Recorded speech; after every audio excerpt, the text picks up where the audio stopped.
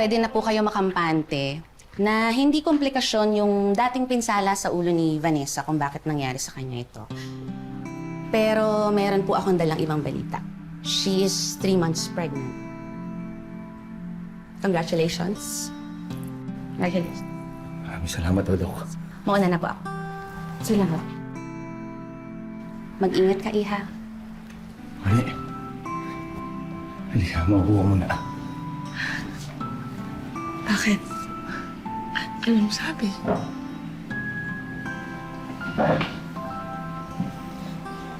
Natatandaan mo ba nung nilayo kita kay William?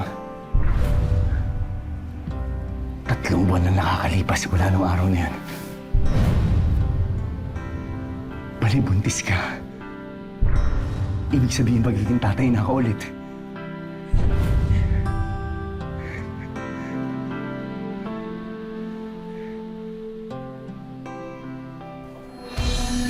Lagi mong pinaparamdam sa akin kung gaano ko espesyal. Lagi mong pinapakita sa akin kung gaano mo pamahal. Gano'n naman talaga ang babae, di ba? Minamahal, pinoprotektahan. Hindi mo ako sasaktan. Mahal kita.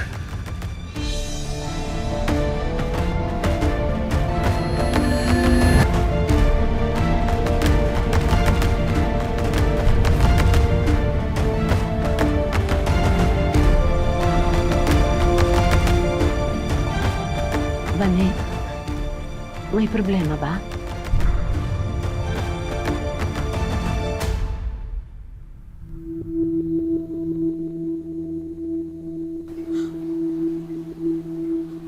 Bani, Elias.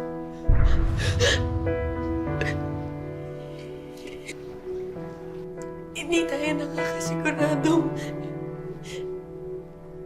ikaw yung ama. Yun yung panahon na naloloko ako ni Calvin nung binabilog niya yung utak ko. Elias, may nangyari sa amin.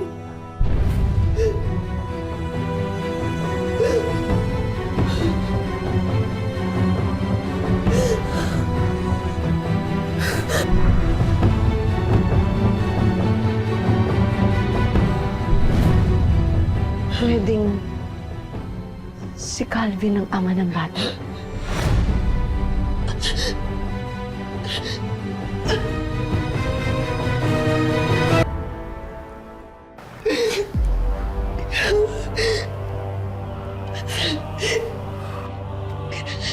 Yes, kung hindi ikaw yung ama ng bata, ayoko na nito.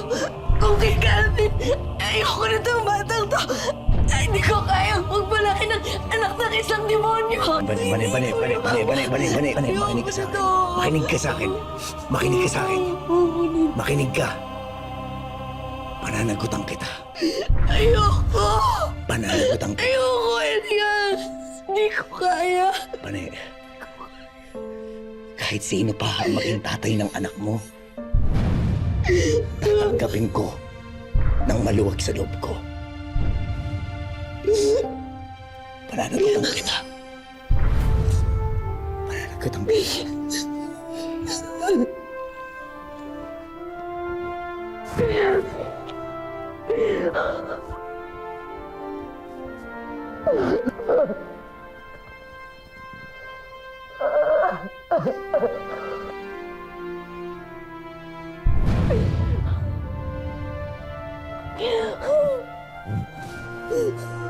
Tama na. Tama na. Tama na. Bata, kailangan natin ingatan yung bata, ha?